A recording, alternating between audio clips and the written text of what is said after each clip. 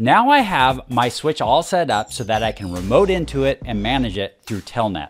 The problem with Telnet, though, is that it passes information back and forth in clear text. What that means is the data that's going across the line could be captured by anybody and they could see what's going on, to include passwords. Passwords are not secure through Telnet, and so it's not considered a secure method of communicating.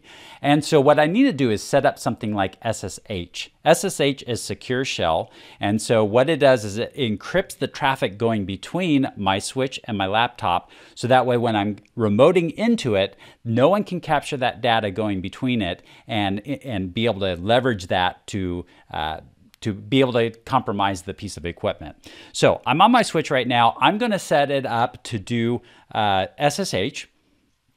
Just know that some of these steps are set up by default on some equipment, but we're going to go through all the steps so we can see what it looks like. All right, so I'm on the switch. The first thing that I'm going to do is I'm going to do a show version and take a look. What I'm looking for is I'm looking for the base image, and I want to make sure that the base image has K9 in it. And the reason that is because K9 specifies that it's capable of having this secure shell set up on it, this SSH. Essentially, it can do certificates. It can set up certificates. So that's what I'm going to do. Is this does have the capability of doing it. So I'm going to exit out of here, and then I am going to one thing that I need is I need a host name. It actually is already set up by default. I got switch, but I probably want to call it maybe something a little different. Maybe I just want to call it switch 1. So I'm going to go into global configuration mode, type in host name, and I'll call this switch 1. And so now I'm calling this switch 1. The other thing that I'm going to need this is to be part of it, some sort of domain. So I'm going to type in IP domain dash name, and I'm going to call this AndyLAN. So Andy.LAN, now it's part of this Andy.LAN. Next, what I'm going to need to do is generate a key for this. So encryption uses certificates to encrypt the data as it's being transferred back and forth. So to create or generate this, I'm going to type in crypto key generate RSA. And it's going to ask me how many bits do I want, and I'm going to type in, I'm going to actually do 2048. This is going to be more, there's going to be a higher level of encryption to it. So I'm going to choose 2048. And now it's generating this key, this certificate that is going to use to encrypt the traffic. All right, once that finishes, and it did take a little bit of time, it says here it took 72 seconds in order to complete that operation.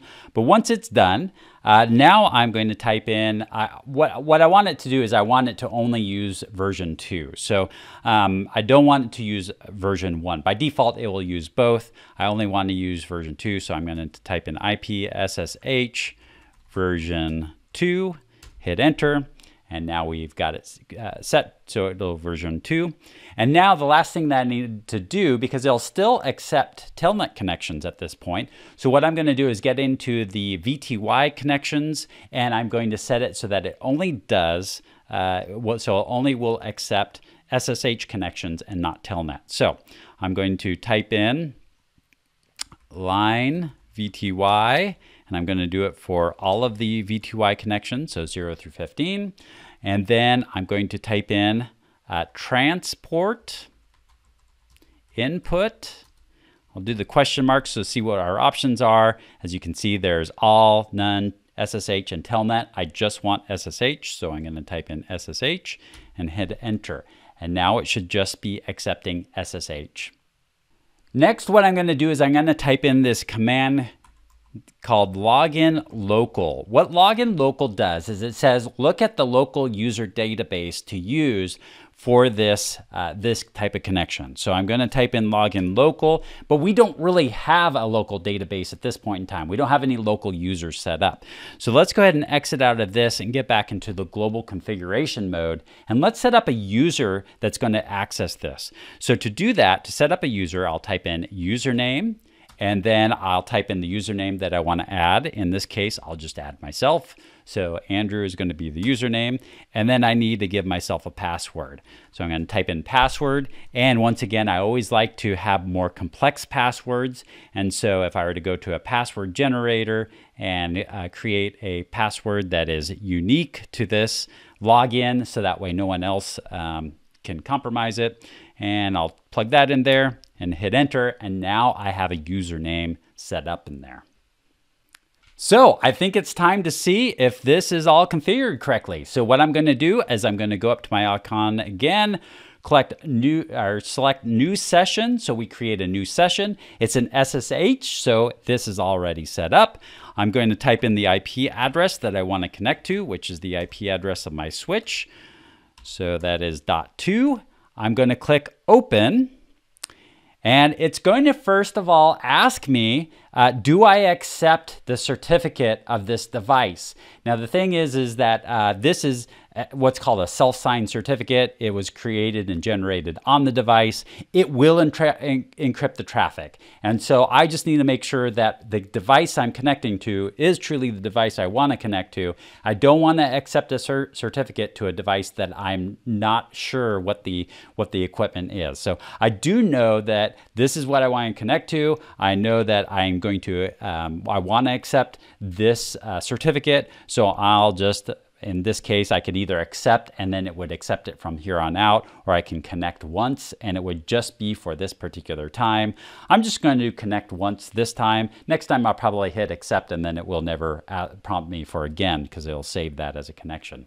Log in as, and then so I'm going to log in as Andrew, and then it's asking for the password. So I'll go to my password manager and plug that in.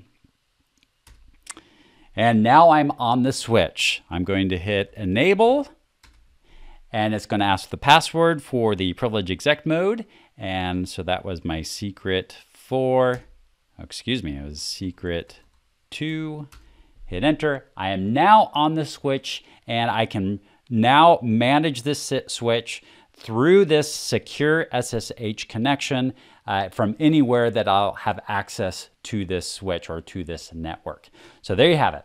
So now I can securely manage this, and that is SSH and how to manage a switch through SSH, or set up management of your switch through SSH. Thanks for watching my videos. If you like them, could you hit that like button, because it really helps me out.